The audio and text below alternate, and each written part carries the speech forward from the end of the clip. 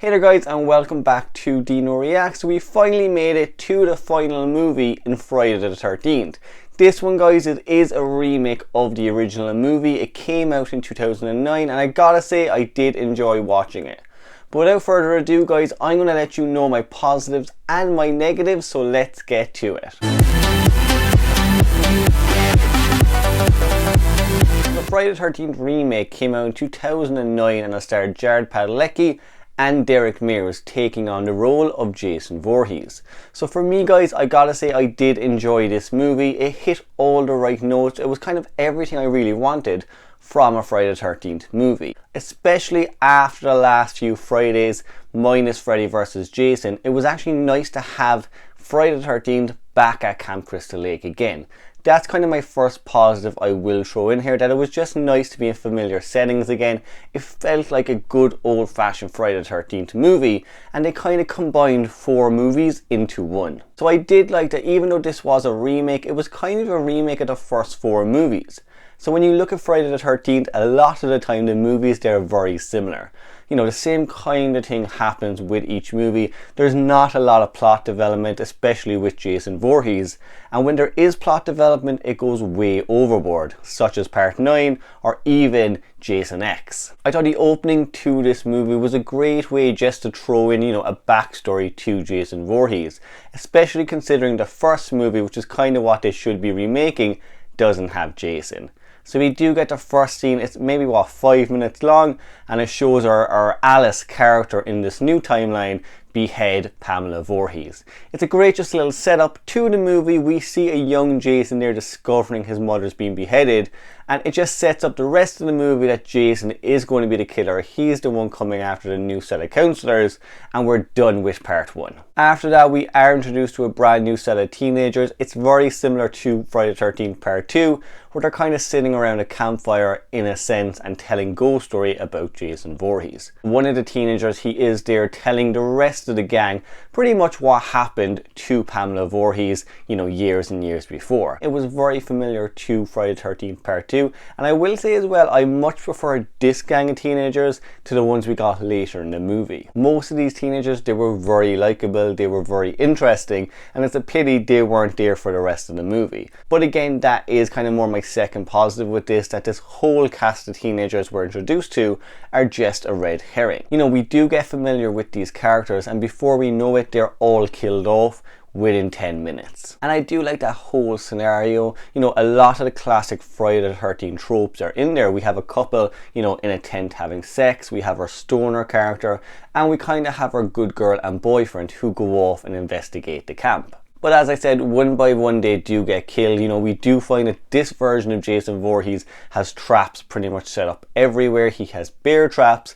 And my favourite kill in this whole sequence is a girl who's pretty much in a sleeping bag. She gets hung from a tree while there's a fire below her and she burns to death.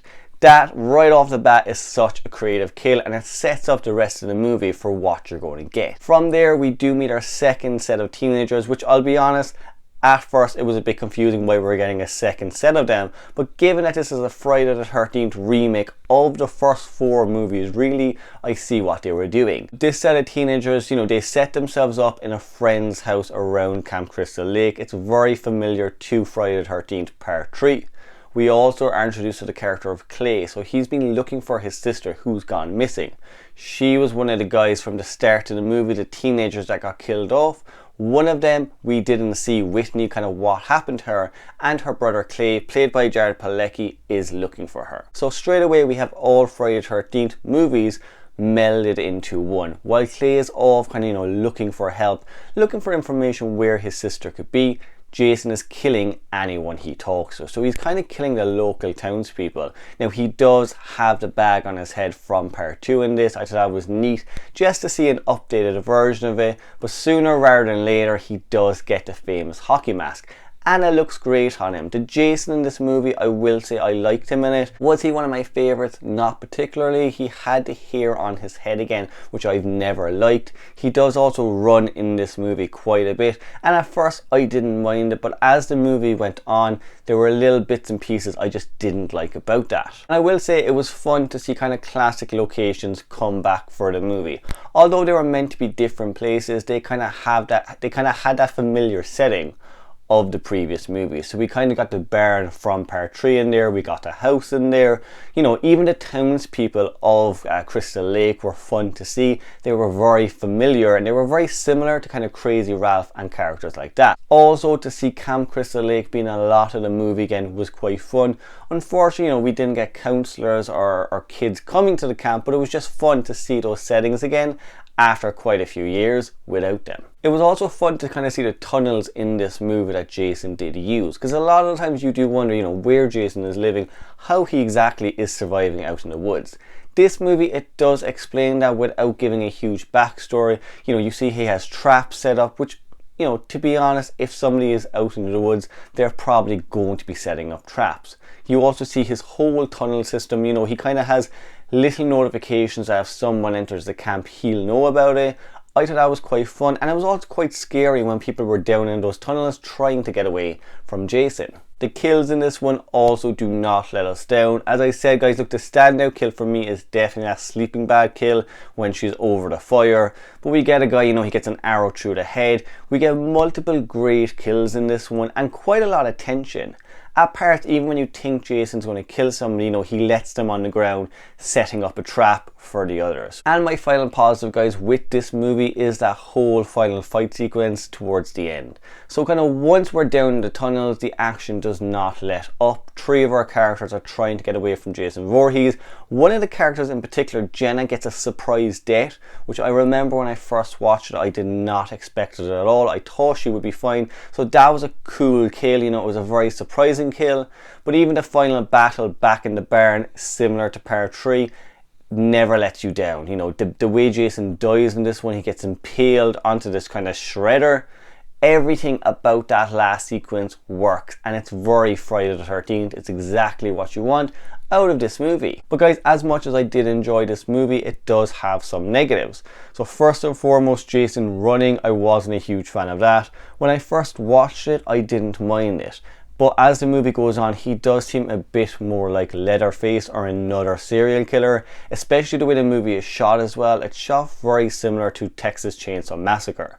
So as the film goes on, you see less and less of that classic Jason, you know. It's kind of the way I've seen it. Even the colours that he's wearing in it, you know, he looks a lot more homeless than the Jason we have in other movies. There is also a lot going on in this movie. There's countless characters. This is probably the biggest body count we've gotten maybe for a Friday the 13th movie, and when you're constantly switching back and forth between so many characters, it can be a little bit difficult to keep up, especially when you're introduced to a whole group of teenagers. They get killed off, we're introduced to another group of teenagers, and we have another guy over here looking for his sister. There's a lot going on and there's a lot to juggle with. And my last negative, guys, would be the final scene. So, you know, Jason has been defeated, he is dead. We have our 2 characters sitting on the lake, and of course, Jason comes back for one last scare. I didn't think that was needed. Honestly, I think they killed him off in a great way. If that sequence wasn't there at the end, you know, it would have been a nice way to cap off the series, a nice way just to have the remake stand by itself. But of course, they wanted to throw that in. I've never really understood why we didn't get a sequel, because I know this movie did very well. Right now, Friday the 13th, it is kind of tied up in a legal battle, but back then it wasn't, so it's surprising we didn't get a sequel. But guys, that is my review of the remake of Friday the 13th, the last currently in the series. With the success of Halloween and other slashers yet to come out, we may get more Friday the 13th in the future, especially if this legal battle is done away with. But for me, guys, look, I really enjoyed this movie. I thought it was a very, very well done remake. You know, compared to other remakes I've seen through the years, this one stands alone. It does its job very well. Well, up next, guys, I am going to be reviewing every movie in the Friday series, including Freddy vs. Jason. But for now, if you like this movie, guys, let me know in the comments below. Let me know what you liked about the movie. If you didn't like the movie, let me know that also. As always guys, subscribe to the channel just so you don't miss another video, and until next time, Heidi ho.